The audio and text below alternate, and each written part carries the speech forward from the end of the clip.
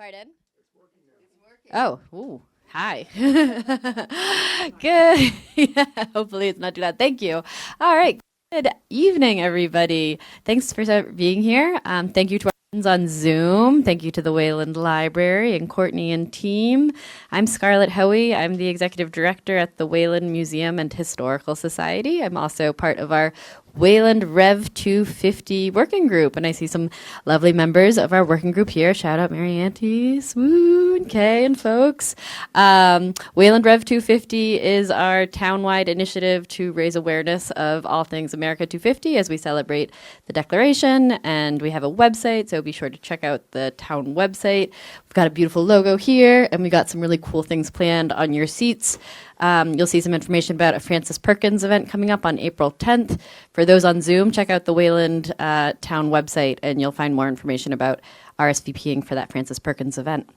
At the museum, we have some really great events coming up, and I'm very excited to be here tonight as we introduce Gretchen Schuler, who's been a long-time Wayland Museum person, past president. She's received our Lydia Mariah Child Award here in town for preserving all our natural historical resources and our natural beauty. She is a Wayland treasure. She brings tons of experience as a preservation expert, and I'm just deeply grateful for all things that she brings to me personally and to our Wayland community. So her professional background is Boston University as an instructor, with decades of experience documenting historic landscapes and National Register sites. If you look at our Macris website for Wayland, she's written all of them. If you live in a historic home, she knows your home in and out. And for this talk tonight, she brings her experience of living in a historic tavern to this talk. So with that, I will turn it over to Gretchen, and thank you all for being here tonight. For those on Zoom, if you have any questions, you can type it in the chat, and Courtney's got you covered. And for those in the audience, just raise your hand when you get the opportunity. So thank you for being here tonight. Thanks, Gretchen. Thank you. I don't need that, I think. You just need to turn right? you on. Okay, hold on. Do I need that? No, I just want to turn it.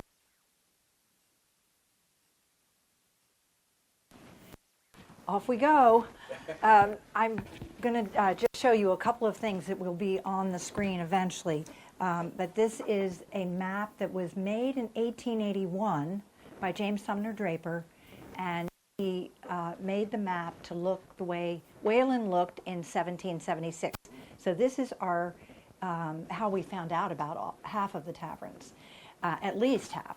And this will be on the website. Is it there yet? Yeah, if you click okay. the link on the website, it'll take you. Okay, then so the map will be on the website, and then this is the list of the taverns that were in Wayland in 1776 that you can also look at. So I just have a few copies of these, and I would just pass them around. You can. That's the list.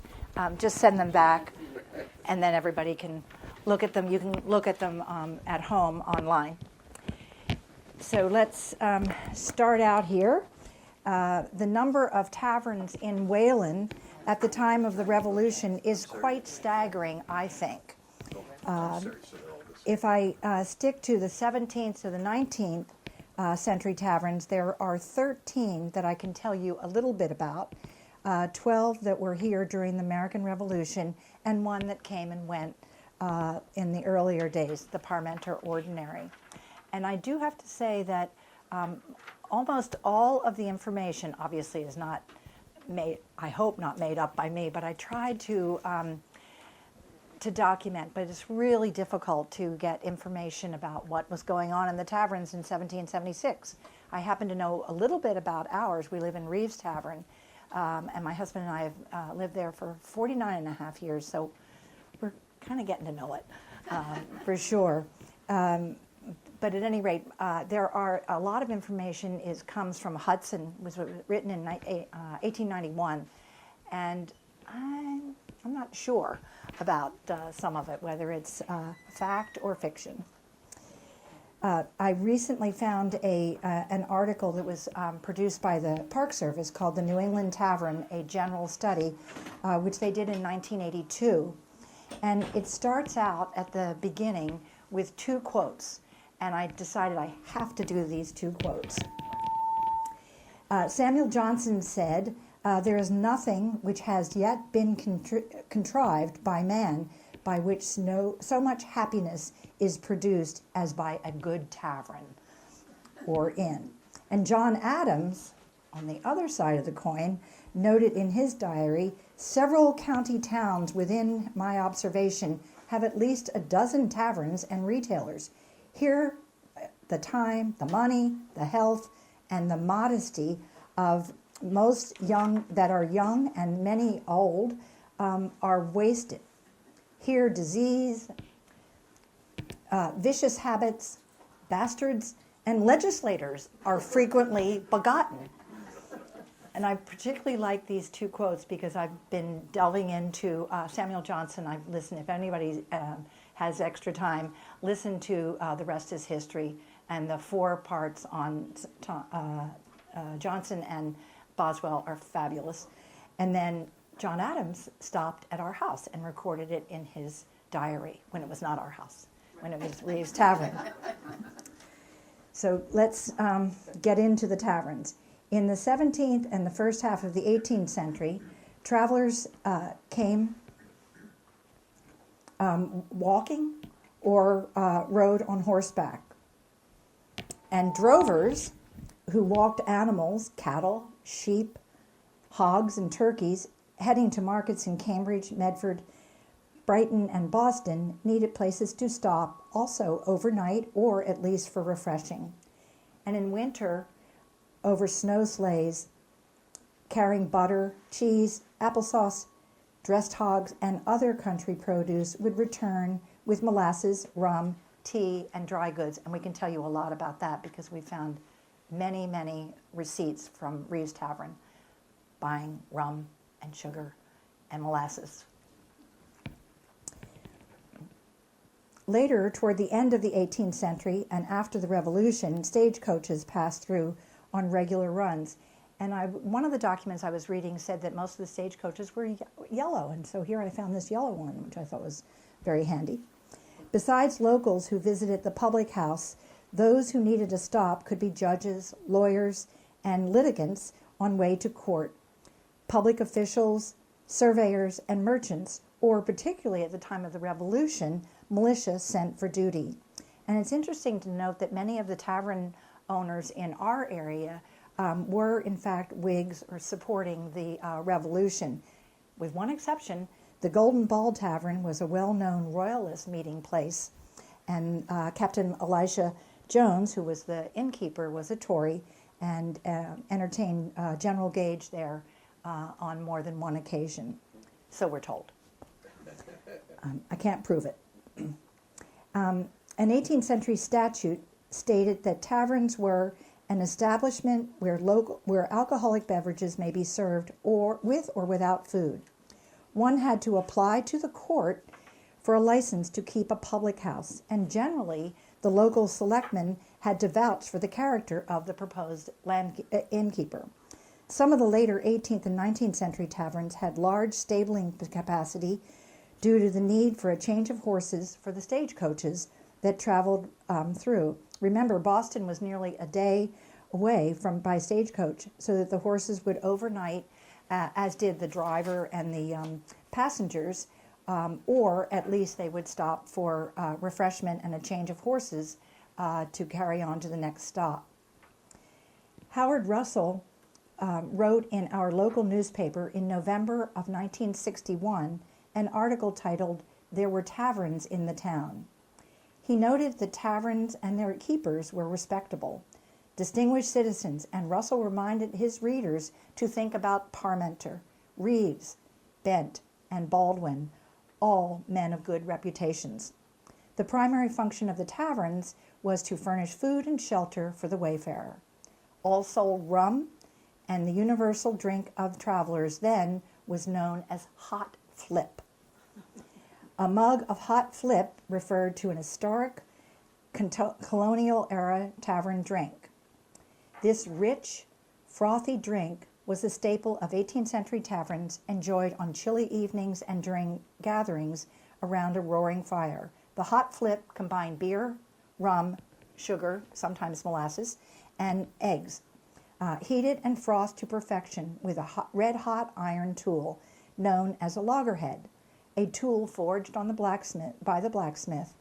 Typically made from wrought iron, a loggerhead featured then, I guess we don't have them now, a long handle with a bulbous, rounded end designed to retain heat.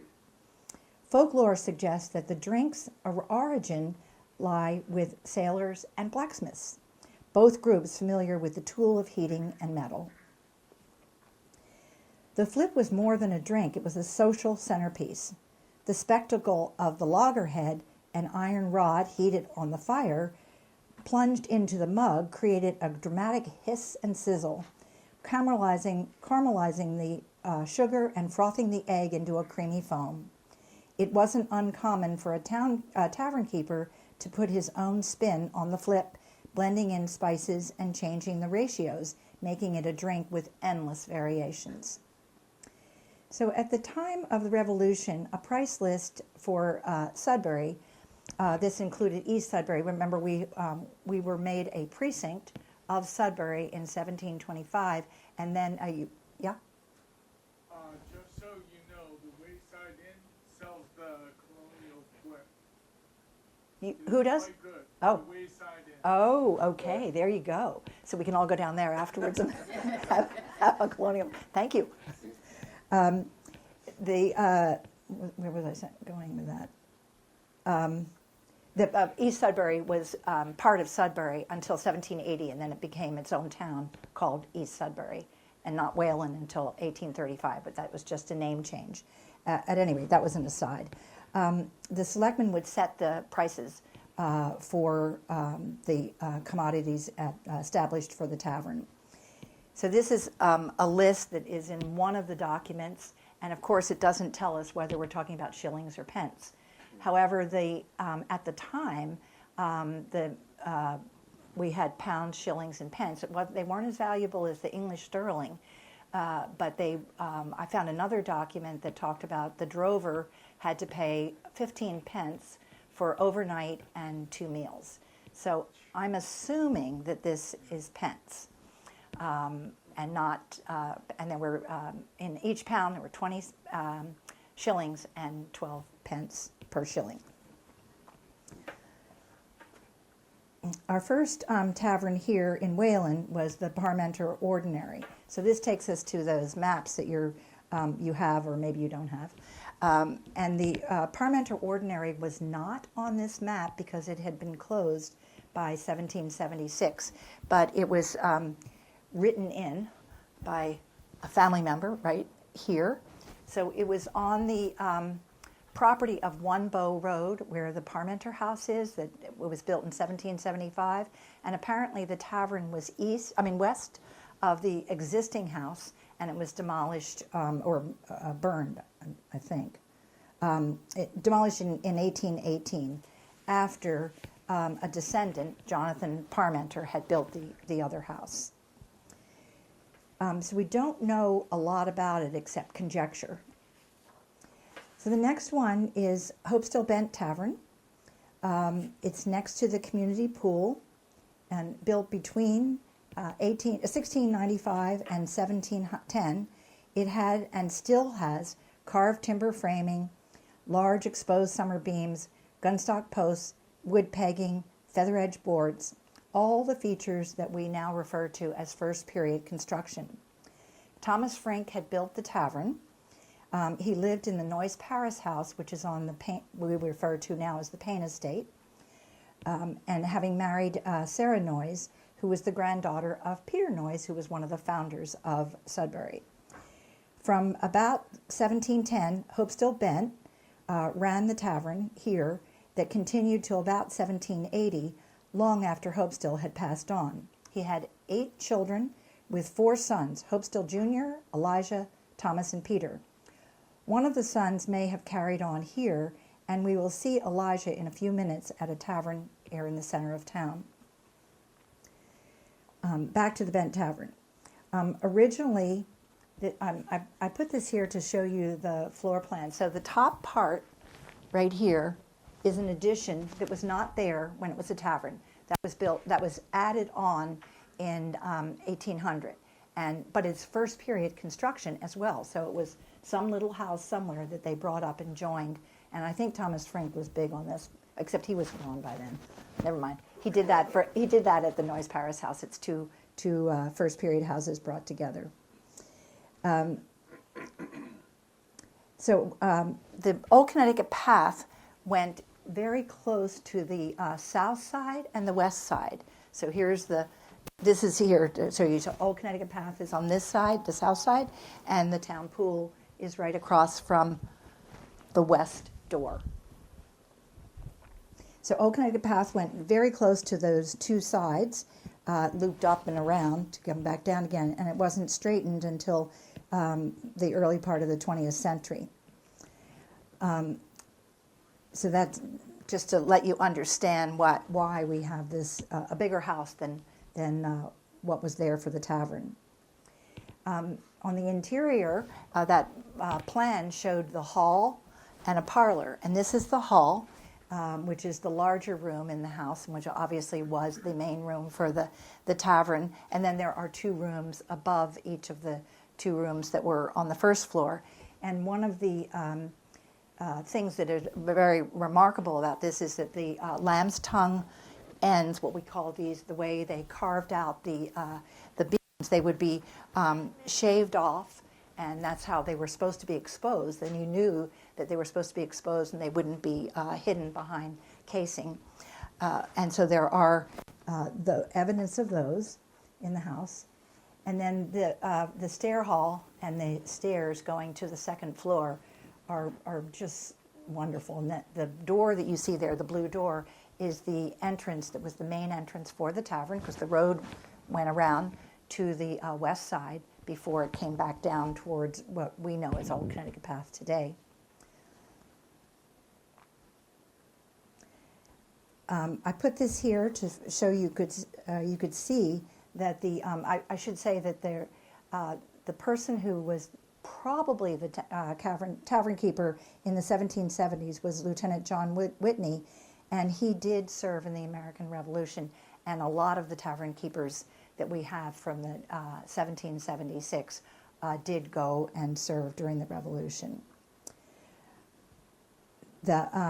Even though I'm pretty sure that it was still open as a tavern, the Bent Tavern, because it shows up on the 1776 map prepared by Draper, I understand, in 1881, so we have to hope that he knew what he was doing. I should probably also say that James Sumner Draper developed over many, many years a street list that he researched every single house that was standing at that time and told all of the owners. And it's such a find for all of us who are trying to figure out old houses. It's great. And so that's how we know that John Whitney was there. Lieutenant John Whitney was there, etc., after the Bents. Farther southwest on Old Connecticut Path at Stonebridge Road and was the Caleb Moulton Tavern, about where Lavin's is. Whether the building opened as a tavern is unknown, as well as the potential innkeeper. This is due to the fact that Caleb Moulton was not born until 1745. However, if his father, Caleb Moulton, who was born in 1709, immediately after his marriage in 1734, built the building, or the tavern, however, their son, Caleb, was born in Ipswich. So, not sure that they were down here at that time. It was designated as Moulton's Tavern on the 1776 Draper map. Folklore is that the tavern spread such good cheer as to give the area the ancient name Happy Hollow. This is quoted from the Town Crier article of July 3rd, 1958. And Moulton is buried in North Cemetery, as are many of the other tavern keepers. His Revolutionary service was also on April 19th, and then later he went to Dorchester Heights. So this was to orient you, so you could see where Stonebridge Road is in Old Connecticut Path. The next one is the Jonathan Carter Tavern at 3 Water Row. We have 4 taverns still existing in Wayland, and we just did the Hopestill Bent. Water Row is right here. This was built by John Goodnow in about 1700. However, we only know about tavern days from the 1776 map, recreated, remember, by Draper in 1881. Jonathan Carter, the father, and the son, Lieutenant Jonathan Carter, served in the Revolution. I am assuming that the tavern keeper was the son, although it could have been both of them. Jonathan Carter of Sudbury was a private in Captain Moses Stone's company, and went on. He was went to the marched in the alarm of April 19th, and he also served 4 days then, and then he served for a month and 10 days on 1778. Here's another view of it. It's just from the road. I have never been in this building, so I don't have any idea whether it still retains any of its 1710 quality. We're not going to do that one yet. We're going to first talk about the Baldwin Tavern. Oh, I thought I had put a map in here. I messed it up here. Sorry. The Baldwin Tavern, old records say that it was built in 1745 by Deacon Sewell Baldwin. However, Helen Emery, who's written our major history in 1983, pointed out that that wasn't possible because he hadn't been born. The tavern kept by Sewell's father, Colonel William Baldwin, and was probably kept by his father. It had been located about where the Wayland Golf Club is and was destroyed by fire in 1836. Baldwin was an assessor in the town. Many times the innkeepers, the tavern keepers, were participating in the local government. The Reeves Bent Tavern, also known as the Street or Goodnow Tavern, was located at the junction of Gleason and Old Sudbury Road, the site of today's Samuel Stone Noyes House. It was built before 1775. It shows up on the map that you have. And it was kept by Ashiel Goodnow in Sudbury, afterwards by Nathan Bent and Rufus Bent by 1776.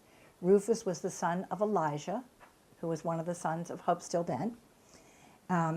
Also, the record of Nathan, the son of Elijah, born in Sudbury and died in New Hampshire, married in 1777 to a Goodnow. Okay, Reeves Tavern. This is where we live, so we do know about this one, we hope. Something.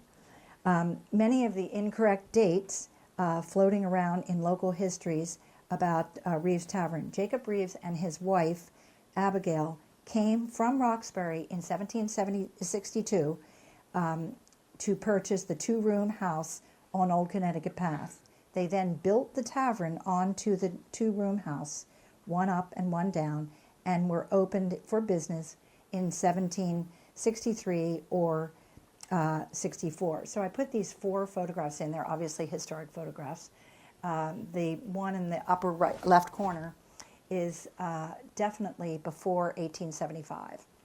And we can tell that by the way the windows are, because we know that they made major changes in 1875 to the windows in the front door.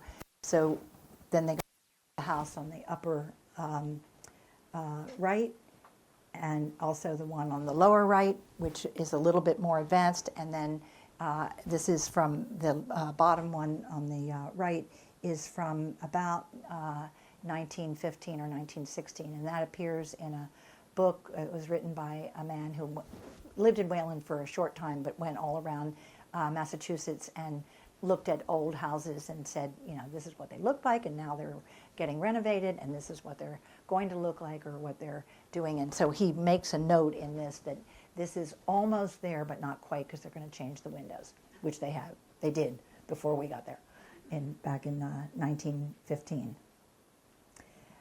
This is Reeves Tavern today. Well, it's 2015, and the reason I show you this picture is because my husband had taken down the giant hedge that was really crowding us in, and before he put the fence up, we had the same view that people had once upon a time. And it was a hard decision, but we had to because we had to live there. So we have the fence, as you can see there. The reason that we know about that it was definitely in business by 1764 is because Jacob Reeves filed a complaint through the constable, the constable filed the complaint for him that a silver spoon had been stolen from his tavern. And this is the write-up that obviously was done not at that time, but it was transcribed onto by a typewriter. So in the house, there are a lot of features that were built for the tavern. So that you have the stair hall. It's a through hall that goes through to the other end because it's a twin chimney. There are two chimneys on the house. The tavern desk is quite wonderful and hasn't been changed. And here's one of the tavern desk from both sides. So there was a door there that went into the kitchen, which we'll see in a minute, and this one that went into what I think was the bar room, but I don't know that for sure. And when we bought the house from Mr. Hubbard, they had the most fabulous collection of old bottles, which we don't have. So they had to stay there. But they were very, very devoted to this house, and his father had purchased it in 1906. We're the third family. And I think that's why there aren't many changes, that a lot of the things are still in good shape. One of the things that I found when I was looking, I had never found this before, was the inventory of what was in the house when Jacob Reeves Jr. died in 1846. The tavern went to about 1825, supposedly. But there was one room, it was described, the bar room, containing 8 chairs, 1 table, and a clock. And I know it can't be this, because this is tiny. I mean, you'd have to stack the chairs up on top of each other. And so my guess is it's the front room on this side, towards the road. But we don't know. We have to take a guess. Here's an example of the types of bottles that were used in all of these places, and the Hubbards had a lot of these bottles. And then also lighting fixtures, the lanterns, and the bottom long thing here is a candle box where they would keep their candles until they were being used. We do have receipts. We have 71, I think it is, receipts that were, we purchased them actually from the director of the Sudbury Historical Society long time ago, because they weren't going to keep them because it didn't relate to a Sudbury home, and they offered them to us, and so we did buy them, and maybe someday we'll give them to the Historical Society. I don't know. And I do have the box here, and so you can look at them afterwards if you want. So this is the keeping room or kitchen for the tavern, and this photograph is a Alfred Wayland cutting photograph, and it's owned by Historic New England, so I have to say that if I'm using it. And this, I think, was probably it was rated, I mean, he did a lot of his photographs between 1900 and 1910 in Wayland, and the Hubbards bought it in 1906. So I don't know whether this is Reeves decor or Hubbard decor.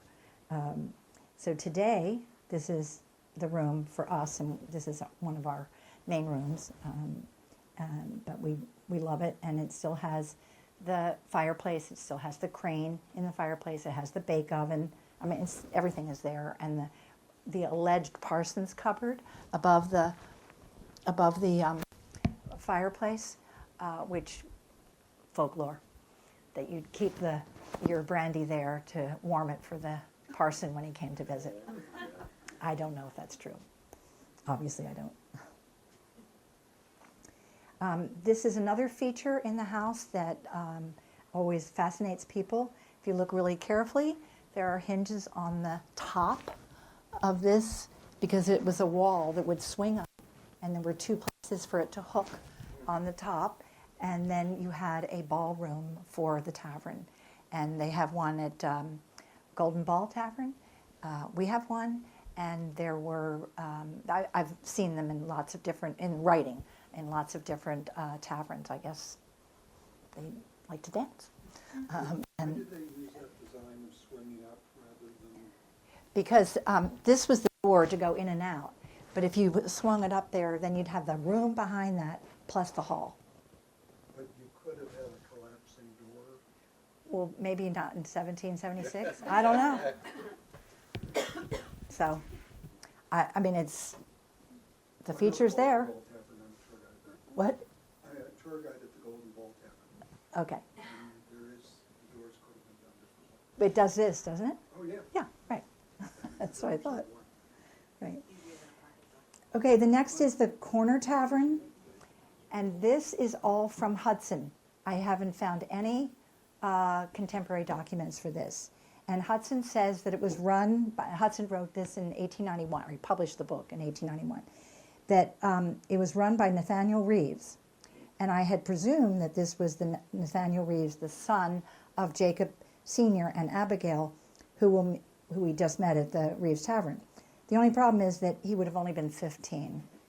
In 1762, when this is, well, 5, when this was supposedly opened as a tavern. It was once known as the Wayland and Weston Corner, however, according to Hudson. However, remember that this was written by Hudson in 1891 and probably was not called that until near the end of the life of this tavern. It is marked on the 1776 map, but no name. And all the future maps have the names that, if you go back to James Sumner Draper and you look at his street list, have the names of the owners of the property, and they weren't necessarily the tavern keepers. It's about where the Coach Grill is. So here's the Boston Post Road and Old Connecticut Path.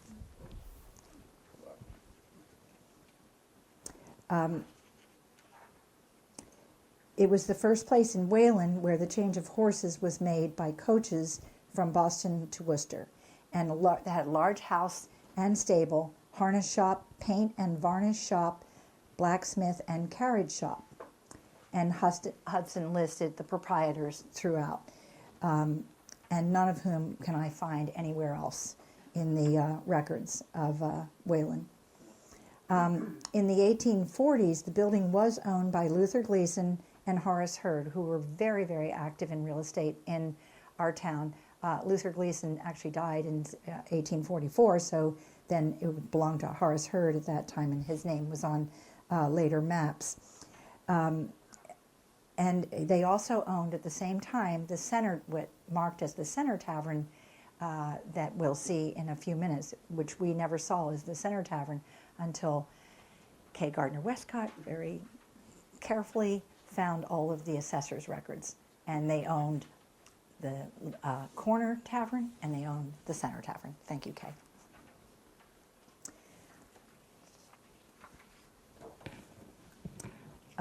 The Luther Moore Tavern is the fourth one that still exists. It's on the corner of Concord Road and Oxbow, and it is on the Draper list.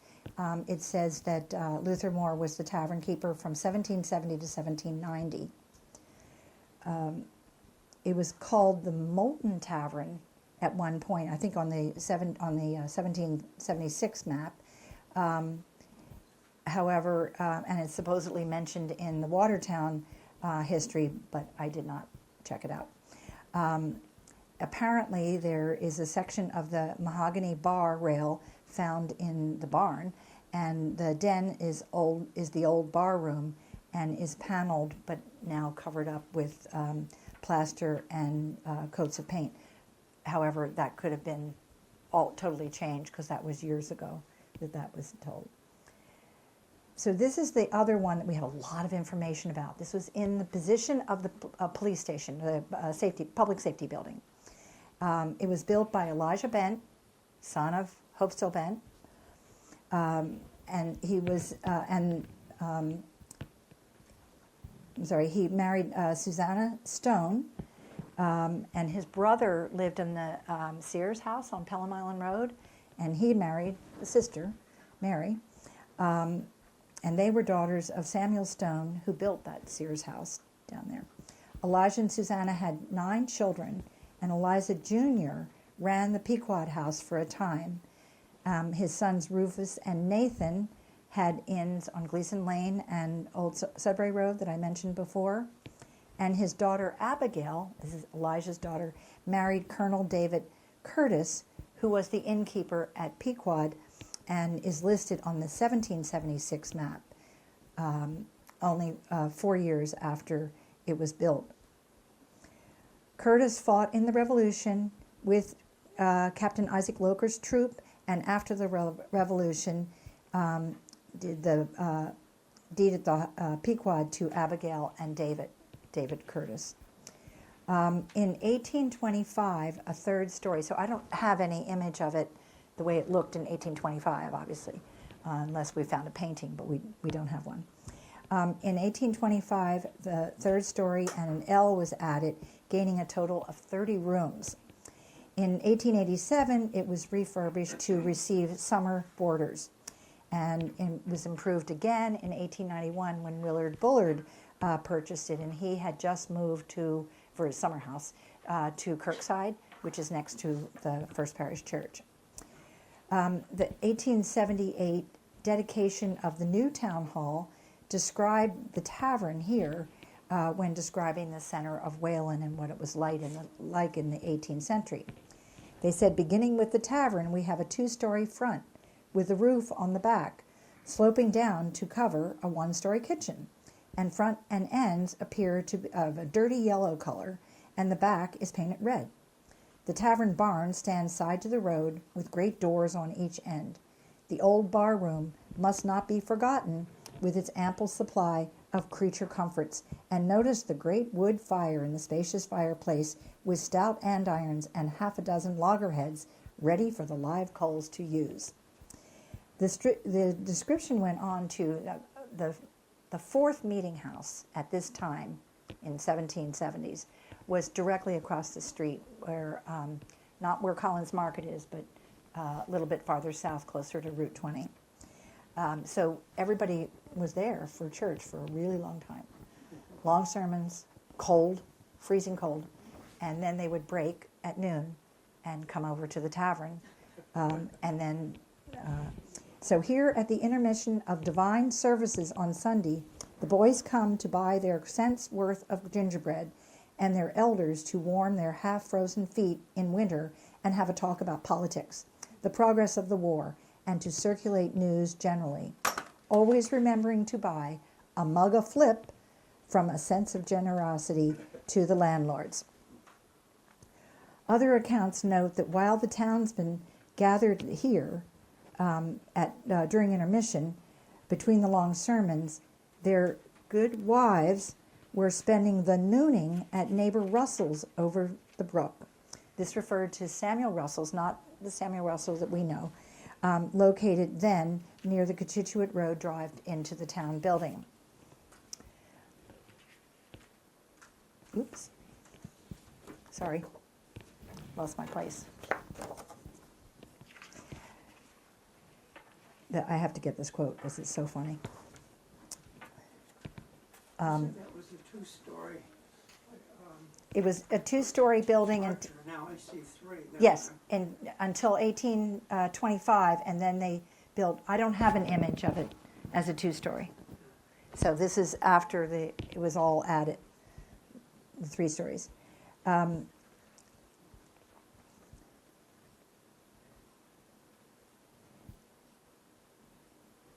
not finding it, but anyway, all the women went to Samuel Russell's and talked about whatever they wanted to talk about and warm up, obviously. I'm sorry, I really should find that because it is pretty amusing. So there was this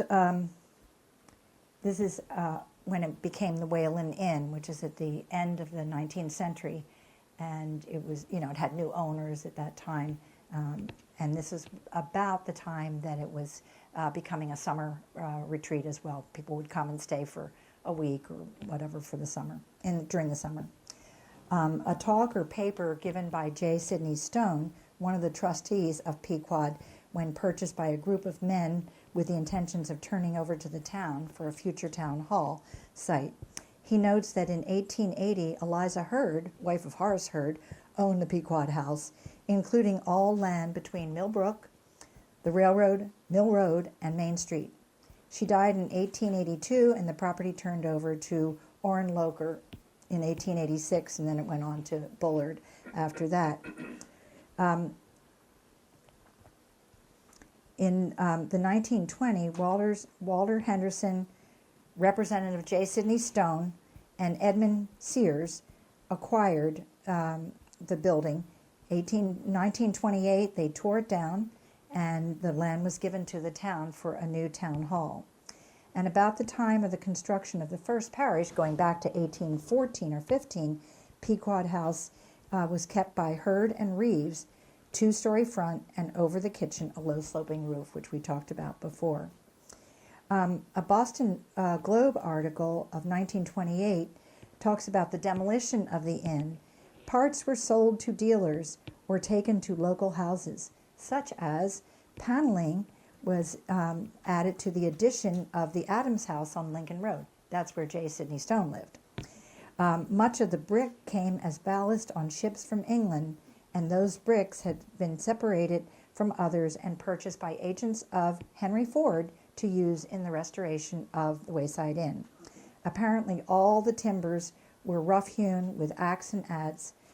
Some floorboards were as wide as 28 inches with up and down saws marks, which is earlier than circular, and all the nails and spikes were hand forged.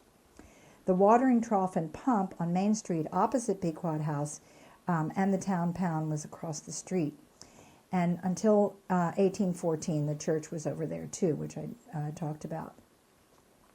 One of the documents says that periodically a wagon of explosives from the Acton powder mill parking in the driveway for the night would be here. Many did not sleep well on those nights until the wagon was on its way. Rum was 3 cents a glass. Wayland Inn, as later recalled, famous for its suckling pig dinners. Sleighing parties came here in the late 18th and early 19th century, and the summer hotel with much patronage. Advent of the railroad obviously changed all of this, for all of the taverns were gone by then. This article states that the 1779 cost of items was in shillings, but I already told you, I'm not so sure about that. Right.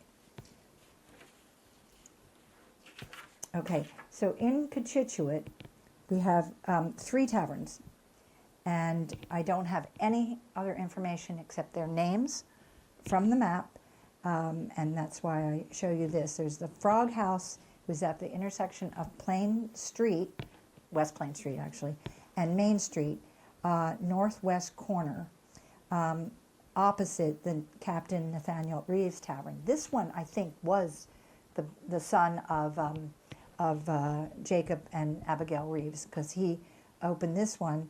Well, he's on the 1776 map, but apparently he was really active here in 1790. It was later called the Noyes House, and he had married Eunice Noyes in 1776. So probably it became theirs. And so the Frog House is there, the Noyes is there, the Nathaniel Reeves is there, and this is the Loker Tavern, about the location of today's villa. So that's the taverns that we have in town. I was going to talk about the 20th century ones, and I just have photographs for them really quickly. There weren't taverns. You couldn't stay overnight, but they were had lots of food and dancing. This is the Mansion Inn. It burned in May of 1956. It was on the corner of West Plain and Old Connecticut Path. And according to the oldest living member of the community in 1957, the Lions adorned a bridle path laid out for Mrs. Simpson. This building was built by Mr. Simpson for his new bride. He was 72, she was 26. I don't think that, he only lasts another 2 years. All right, So she ended up with it, and she had these lions, and then she sold it in the early 20th century to some developers who went on to turn it into a dining room with dancing and had well-known bands and a lavish ballroom, apparently. But the lions, the stone gate posts at Castle Gate South, were part of the trail, as were another pair, Castle Gate North, on Old Connecticut Path, long gone. We have one at the Historical Society, and Kay can probably tell us where the other ones are. I always forget. I'm sorry? Brian's funeral. Okay, Brian's Funeral Home. There you go. in somebody's yard over by folks. Oh, that's right. Okay, right.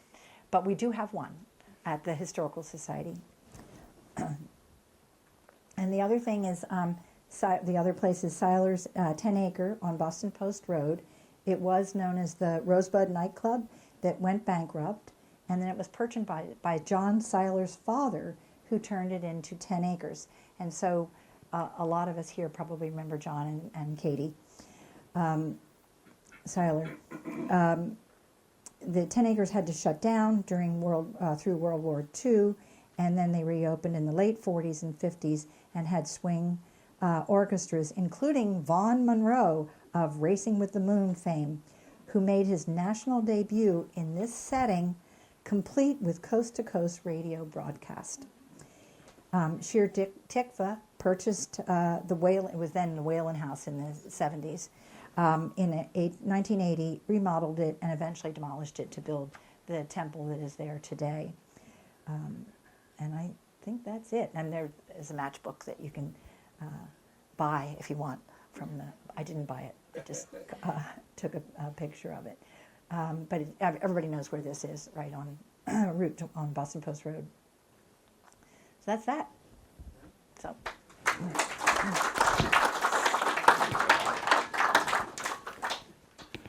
So remember, you can.